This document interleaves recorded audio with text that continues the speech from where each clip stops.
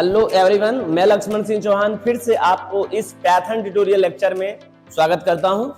और आप अगर पहली बार इस वीडियोस को व्यूज कर रहे हैं तो मैं आपको बता दूं, इसी डिस्कशन लिस्ट में आपको इससे प्रीवियस के लेक्चर सब अवेलेबल हैं। और उस लेक्चर को आप देखने के बाद अगर ये टॉपिक देखेंगे तो आपके लिए काफी बेहतर ये क्लास कामगार होगी। हालांकि अगर आप ये देखने के बाद भी पीछे जाके देखेंगे लेक्चर तो बात क्लियर होगी। वैसे मैं बता दूं, आज का टॉपिक का जो जिसपे चर्चा होनी है वो टॉपिक का नाम है ऑब्जेक्ट डिक्लेरेशन एंड इनिशियलाइजेशन। पिछली क्लास में हम लोगों ने देखा what is difference between object and object name.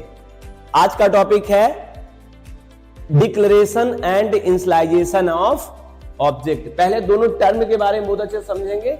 Declaration means निर्धारण करना एंड इनिशियलाइज मींस उस निर्धारण के बाद उस पर वैल्यू इंस्लेट करना।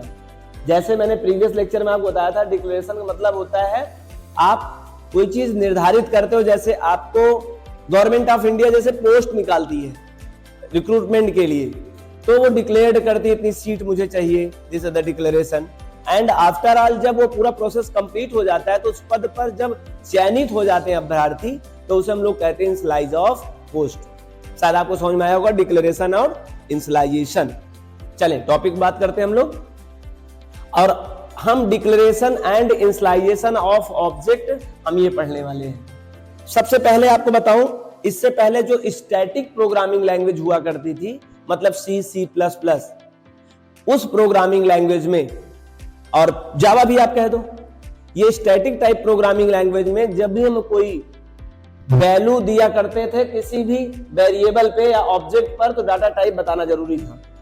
लेकिन पाइथन प्रोग्रामिंग लैंग्वेज में आपको डाटा टाइप बताने की जरूरत नहीं है। जैसी वैल्यू होगी ऑटोमेटिकली उस तरह का वह ऑब्जेक्ट ट्रीट कर लेता है, मतलब मोर सिंसियर है आपका। फिर से बात को समझाना चाहता हूं इस बात को। पहले डाटा टाइप एक्सप्लिसिट टाइप को बताया जाता था, जैसे डाटा टाइप इंट ए सेमीकोलन। पहले फर्स्टली आपको डिक्लेयर करना पड़ता था ये कौन से कैटेगरी का ए होगा, और आफ्टर ऑल हम लोग उस पर एक वैल्यू रख दिया करते थे। तो this types of declaration is explicit. मतलब आप ऐसे समझें, आपको पहले डाटा टाइप देना पड़ रहा है, उसके बाद ऑब्जेक्ट नाम देना पड़ता है, और फिर आपको उसके बाद इनिशियलाइज करना पड़ता है। आप कहीं दूर ना जाइए, C++ में चले जाइए। एक्सप्लिसिट तरीके से हम लोग इसको डिक्लेयर किया करते थे। लेकिन आज पाइथन मोर सिंसियर है, तो वो आप अगर नहीं भी देते हैं डाटा टाइप, मतलब क्लास, हमने कहा डाटा टाइप को हम लोग क्या बोलते हैं, क्लास बोलते हैं। अगर आप क्लास यहां नहीं भी बताते हैं फिर भी वो वैल्यू के अकॉर्डिंग सेंस कर जाता है, मोर सेंसिटिव है, और उसकी क्लास को आइडेंटिफाई कर लेता है और ऑब्जेक्ट उसी तरह ट्रीट करता है। तो डिक्लेरेशन एंड इनिशियलाइजेशन ये प्रीवियस प्रोग्रामिंग लैंग्वेज में 2 स्टेप का काम हुआ करता था। पहले डिक्लेरेशन और फिर इनिशियलाइजेशन।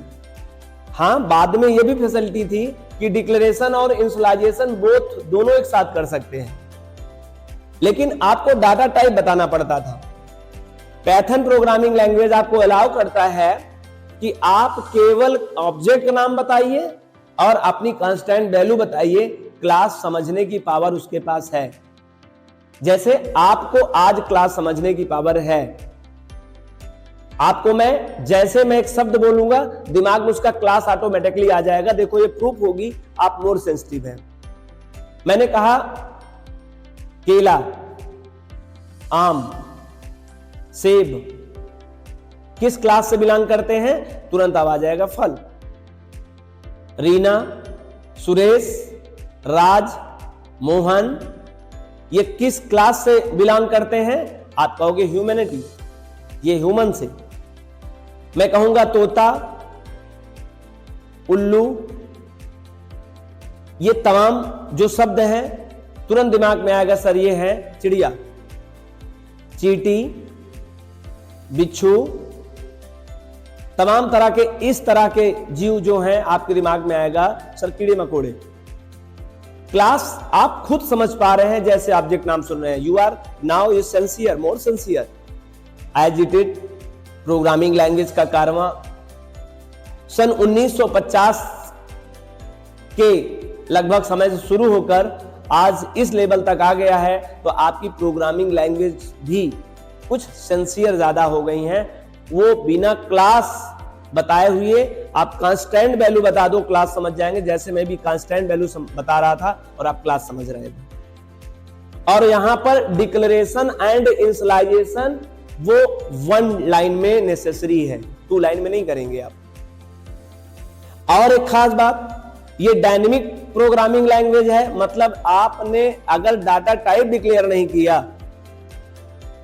तो आप अगली लाइन में कुछ भी कर सकते हो। समस्या तब होती है जब हम लोग कोई चीज निर्धारित कर लेते हैं। जब हम लोग निर्धारित कर लेते हैं तो चाहकर हमारा खुद का मन उसको दोबारा करने नहीं देता है, क्योंकि आपने निर्धारित कर लिया।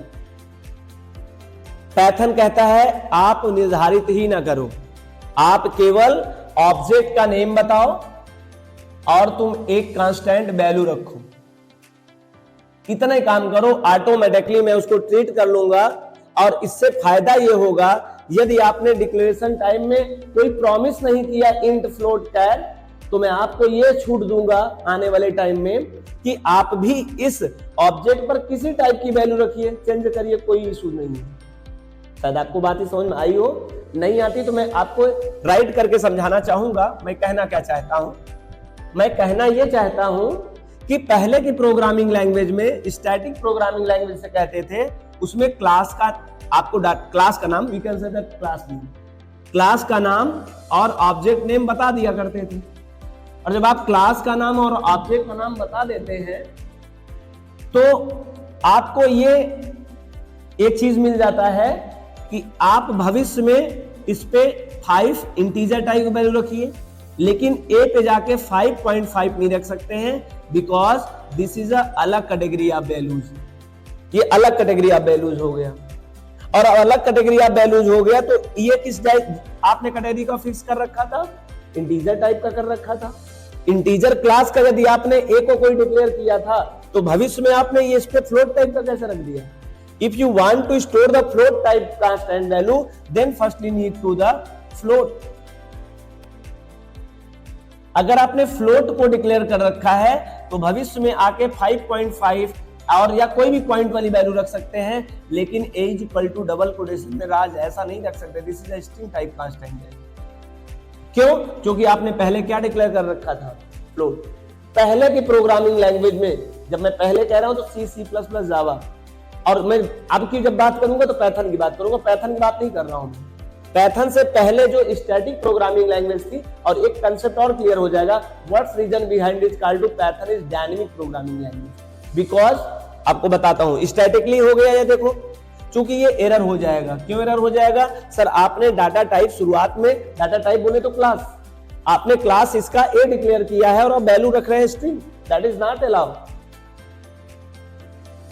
और आपने क्लास यहां पर रखा है इंट ए, तो आप लास्ट में आके कभी भी इस पे फ्लोट रखो, दिस इज नॉट अलाउड।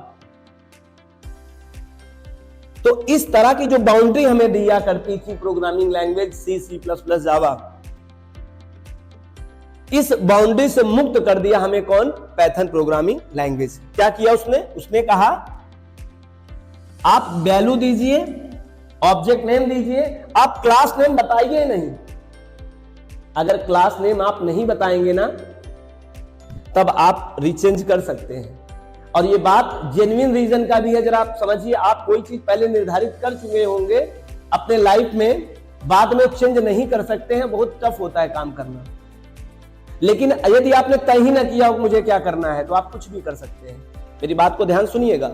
यदि आपने अपनी लाइफ में टारगेट को बता रखा होगा मुझे ये करना है, तो मोस्टली आप वही करते नजर आते हैं और आपको रीचेंज करने में आपकी हालत खराब हो जाती है। लेकिन आप अपने आप को डिक्लेयर ना कर चलिए मुझे क्या होना है, और आप आगे होते जाइए, तो आप कोई भी चीज अचीव कर सकते हैं, किसी चीज को अडॉप्ट कर सकते हैं। क्यों? क्योंकि आपने पहले से डिक्लेरेशन नहीं किया है मैं कौन हूं। और जब पहले से आपने डिक्लेयर कर दिया कि मैं ये हूं, तो आपको यही काम करना है एग्जैक्टली। मोस्टली इस बात का ध्यान रखें, हम जेंडर स्पेसिफाई करते समय अगर कोई फीमेल होती है तो वो अपने आप को फीमेल मान लेती है, तो फीमेल जैसे टास्क को ही परफॉर्म करती है। अच्छा क्या होगा, हम अपने जेंडर को स्पेसिफाई ना करें, खासकर लड़कियां ध्यान रखिए इस बात को। आप अपने आप को क्यों कह देते हैं आई एम अ गर्ल्स, अब आप गर्ल्स कह के गर्ल्स नहीं कहती हैं, गर्ल्स की तमाम जो सरहदें होती है उसको आप ले लेती हैं। अभी मुझे जेंडर स्पेसिफाई नहीं करना, अभी मुझे टास्क परफॉर्म करना है। अगर मैं अच्छा रेसर बन जाऊं तो रेसर बन जाऊंगा, अच्छा फाइटर बन जाऊं तो मैं अच्छा फाइटर बन जाऊंगा, और अच्छा मैं अगर स्विमिंग करने लगा तो स्विमिंग कर सकती हूं, और मैं अच्छा लेक्चरर बन गई तो लेक्चरर बन जाऊंगी, अच्छी गृहिणी बन पाई तो गृहिणी बन जाऊंगी। हम पहले से डिक्लेयर ना करें कि हम कौन हैं, तो बाद में हमें मौका मिलता है कि हम कुछ भी कर सकते हैं। लेकिन आपने अगर पूर्ण डिक्लेरेशन कर रखा है तो प्रॉब्लम है। पहले की जो जनरेशन थी मोस्टली वो शायद स्टैटिकली टाइप रही होगी, जिसको बाद में चेंज करने में प्रॉब्लम होती है। आज की जो जनरेशन है मोस्टली डायनेमिकली टाइप खुद हो चुकी है।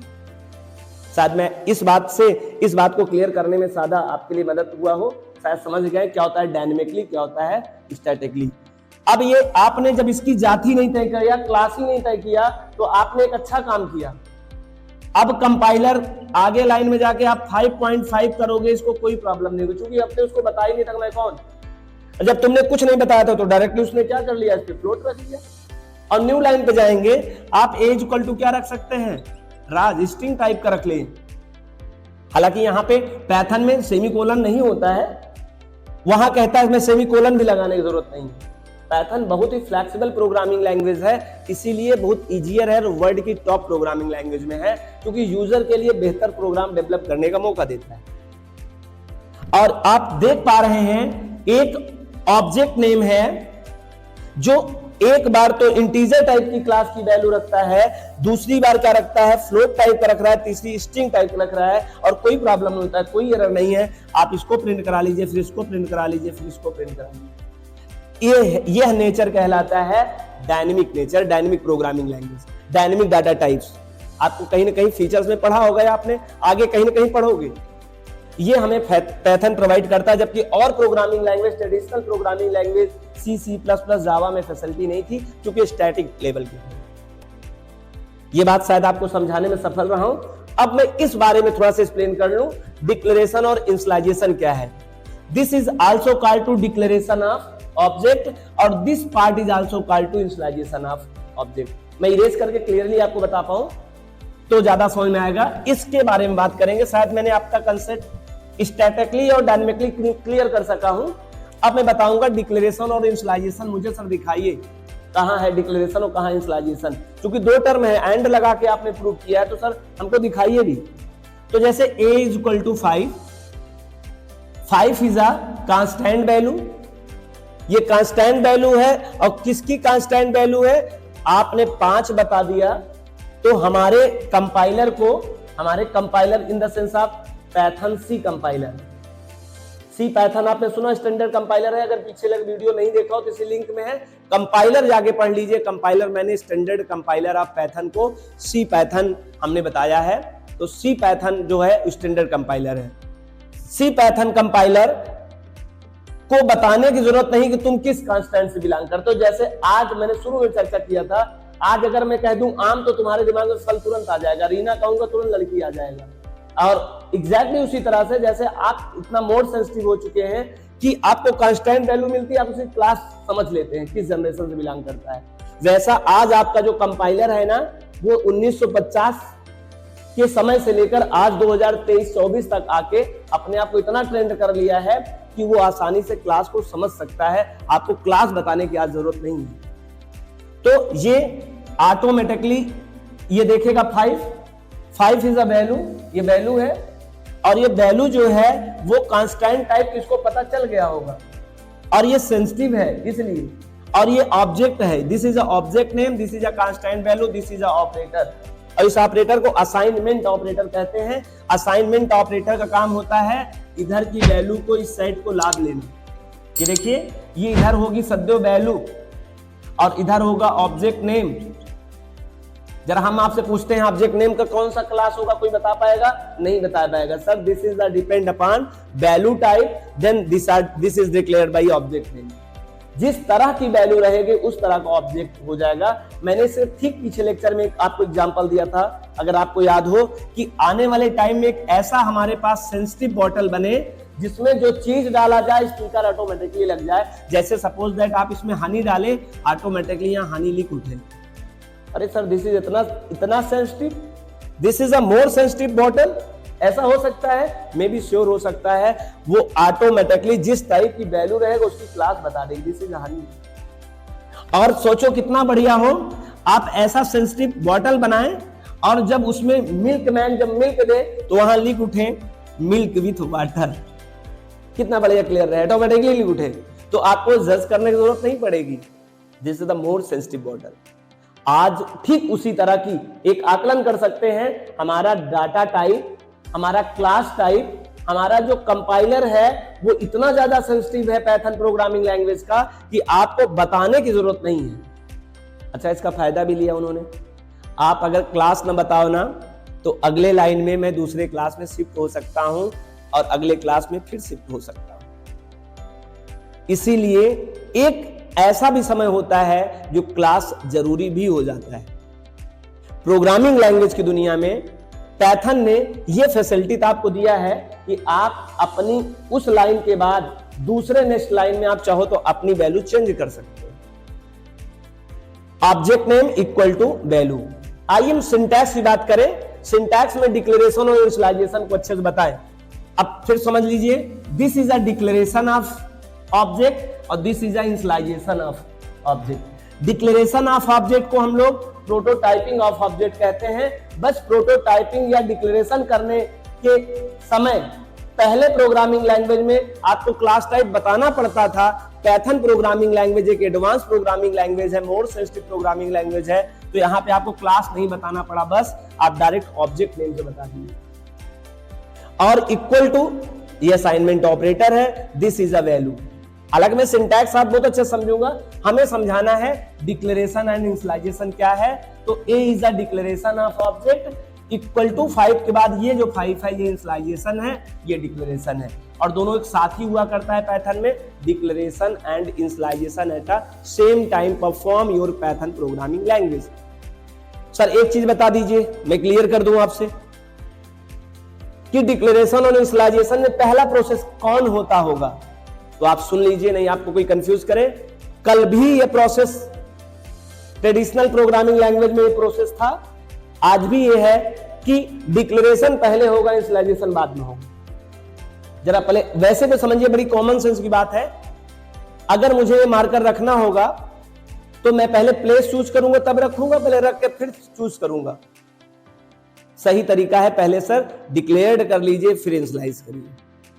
पहले वैकेंसी में पोस्टेड वैकेंसीज को मैं फिल करने के लिए पहले डिक्लेयर्ड करता हूं कौन सी वैकेंसी करनी है, कि पहले लोगों की भर्ती करने के बाद या हम रिक्रूटमेंट करने के बाद डिसाइड करते हैं कौन सी प्लेस खाली है।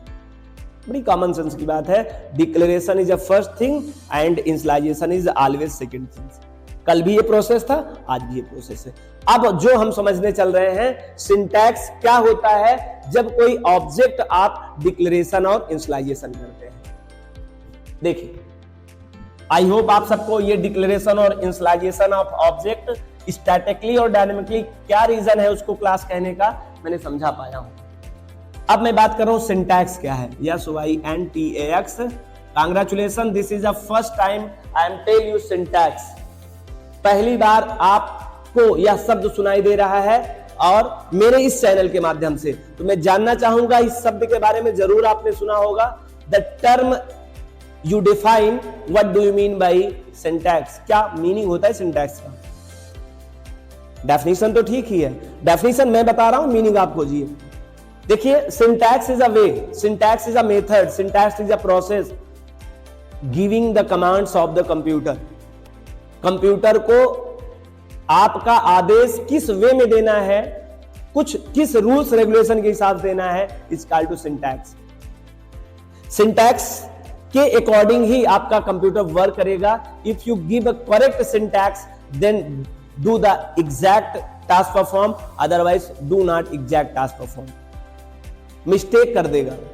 आपने जरूर एक कहानी सुना होगा, अलादीन नहीं, अली बाबा 40 चोर।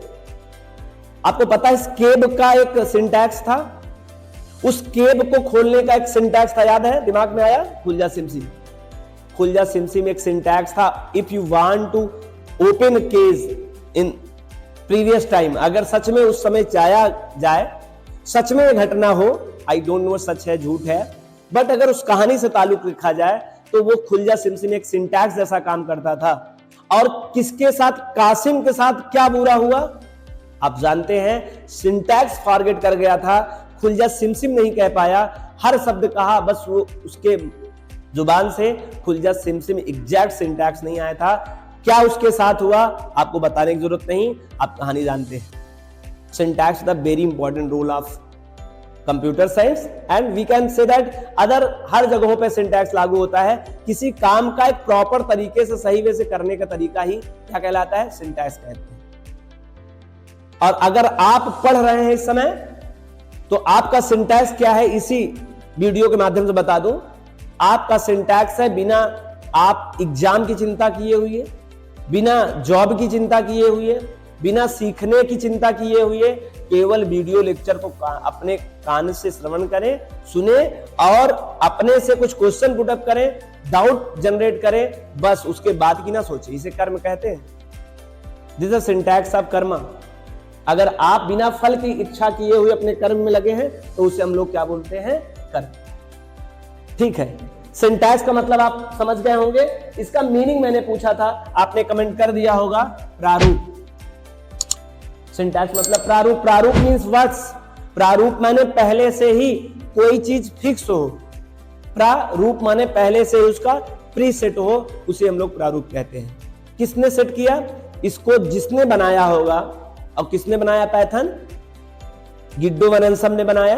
कब बनाया? 1991 में बनाया। रिलीज कब हुआ? 1994 में हुआ। ठीक है।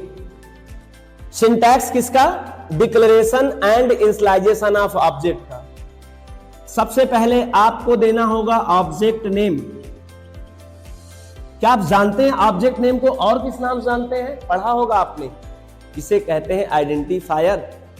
और ठीक आइडेंटिफायर अगर आप जानते होंगे तो मैंने नेमिंग रूल ऑफ वेरिएबल इसी चैनल पे पढ़ाया हुआ है, एक बार जरूर आप देख लीजिएगा कि आप वेरिएबल का नाम या ऑब्जेक्ट का नाम, हम तो यहां ऑब्जेक्ट ही बोलेंगे, ऑब्जेक्ट का नेम या आइडेंटिफायर नेमिंग का क्या रूल होता है आपको ये समझना होगा। तो कोई भी ऑब्जेक्ट नेम देंगे और यहां पर आप देंगे वैल्यू। इस वैल्यू को कांस्टेंट वैल्यू के नाम से भी जानते हैं, हालांकि वैल्यू माने कांस्टेंट ही होता है, वी कैन से दैट, फिर भी आप यहां वैल्यू कहें। This is a simple syntax of the declaration and initialisation of object. ये वन लाइन स्टेटमेंट होता है, single line statement, two term but is do the single line statement. Declaration and initialisation, these are two term but they are declared in single line statement. आप कभी भी गलती नहीं करिएगा कि डिक्लेयर्ड पहले करके वैल्यू बाद में करिएगा, दैट्स इट। हालांकि अभी तो पहले इसका एग्जांपल बता दे, फिर आप समझिएगा।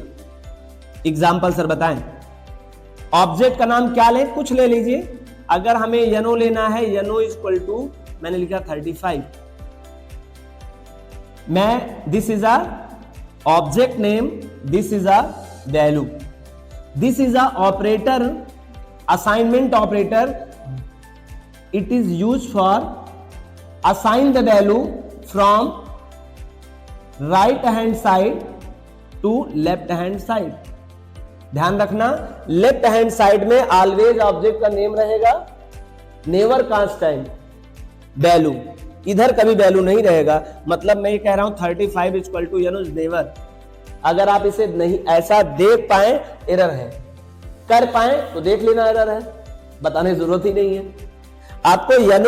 यनो क्या है? ऑब्जेक्ट नेम है। सदैव इधर एक आइडेंटिफायर रहेगा और यह आइडेंटिफायर का नामकरण किस वे में रखेंगे इसको आप रूलिंग नेम ऑफ ऑब्जेक्ट में देखेंगे, समझ में आ जाएगा।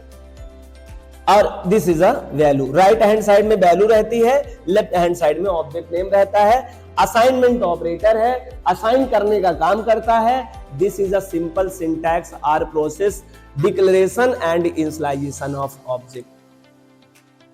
इसी सिंटैक्स में ये नॉर्मल लोगों को पता है, हम थोड़ा डीप में लेके चलेंगे, जिस तरह का स्लोगन अपने चैनल का है, deep knowledge and differ to other. अभी उस वे में काम तो किया नहीं, this is a simple things. आपको लगा होगा this is a very easy task, आसानी से सभी लोग जानते हैं, आप भी जानते हैं, ऐसा कुछ है नहीं जिसमें बताया जाए अलग से। आइए हम थोड़ा सा इसको डीप में ले चलते हैं और आपको समझाने का प्रयास करते हैं इस साइड। आई होप आप सबको ये बात समझ में आया होगा।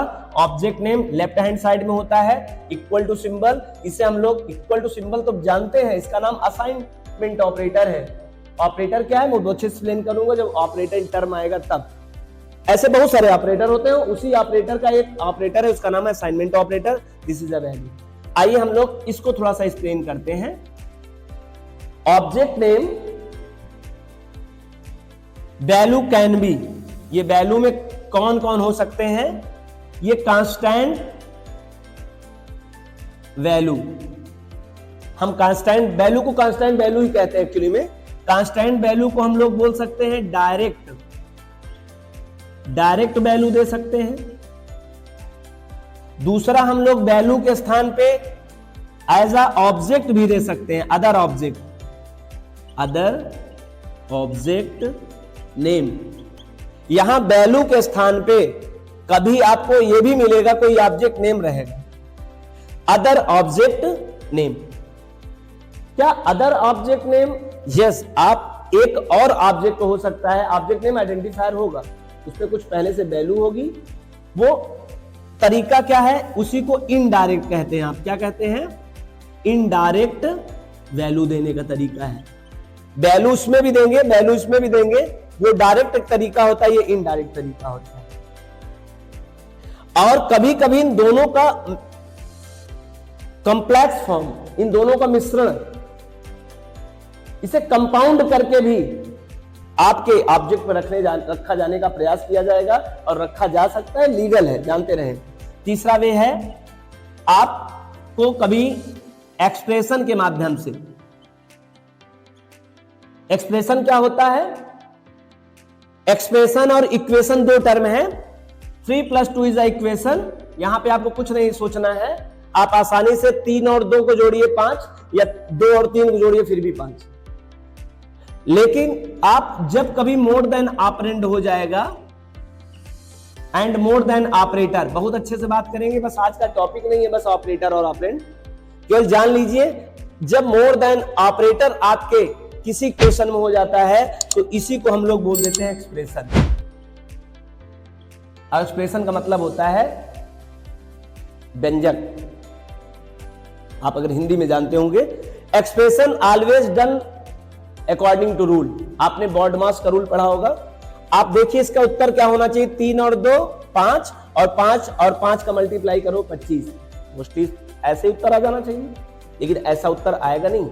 इसका जो आंसर होगा वो कुछ रूल के अकॉर्डिंग होगा, और वो रूल वहां पे एक्सप्रेशन में एक्चुअली रूल यूज किया जाता है, और उस रूल में अलग अलग कैलकुलेशन में अलग अलग प्रकार के रूल हो सकते हैं। मैं किसी विशेष रूल के ऊपर आपको नहीं रोक रहा हूं कि आप ये रूल करना चाहिए, वो रूल। अलजेब्रा में अलग, अरिथमेटिकल ऑपरेशन में अलग, कंप्यूटर साइंस में कुछ अलग रूल्स। कुल मिला के समझना ये है expression work behave on a specific rule.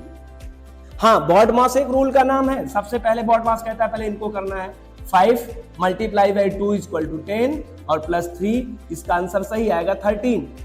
जबकि और स्टूडेंट करेंगे, अगर इसको इक्वेशन के थ्रू किया जाएगा 3 + 2 5 5 25 नहीं आएगा। कैलकुलेटर उठाइए, मोबाइल उठाइए, आप इसका उत्तर देखेंगे तो क्या आएगा 13। और 13 क्यों आएगा? क्योंकि वो एक्सप्रेशन है, expression done by the specific rules regulation.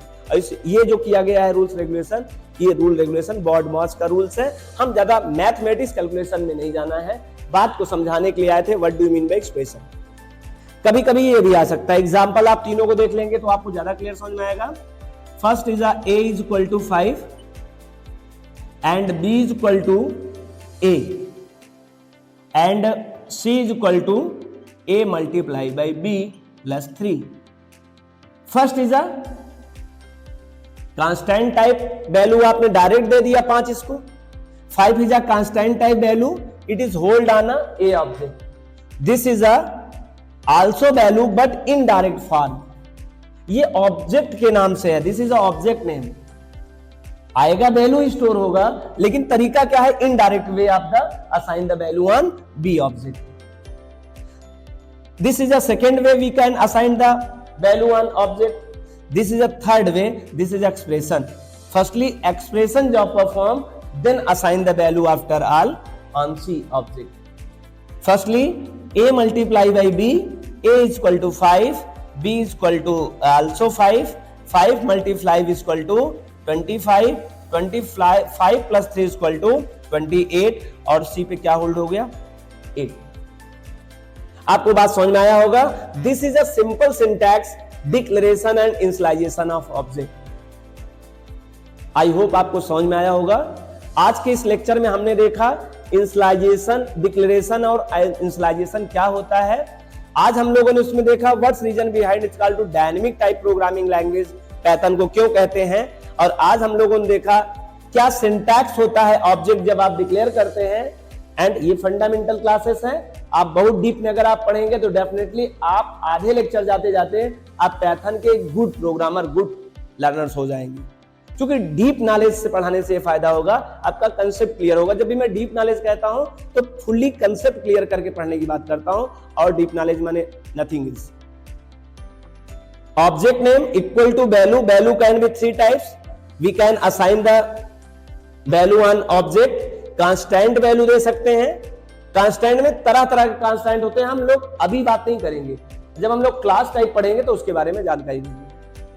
अच्छा, एक इसी में आपको एक आइडिया जनरेट कर दूं, नहीं ये वीडियो बड़ा हो जाएगा, मैं इसका लेक्चर इसमें नहीं बल्कि नेक्स्ट लेक्चर में आपको देता हूं how to memory allocate on RAM area of an object. कोई ऑब्जेक्ट किस तरीके से मेमोरी पे जगह कंज्यूम करता है जब आप सिंपल ऐसे कर देते हैं, ऐसे कर देते हैं। अगर आपको ये आज का लेक्चर पसंद आया हो तो आप वीडियो को लाइक कर दें, और आप चैनल पे आप पहली बार आए हो तो प्लीज चैनल को सब्सक्राइब करें। आपकी सपोर्ट की नीड है। ज्यादा से ज्यादा बच्चे पाइथन प्रोग्रामिंग लैंग्वेज में जो अपना कैरियर बिल्ड करना चाहते हैं और वो किसी भी स्ट्रीम के हों, आप उनको प्लीज ये चैनल को शेयर करें, जिससे उनमें भी एक कॉन्फिडेंस जनरेट हो पाए how to develop a complete software engineer और programmer. Thank you so much.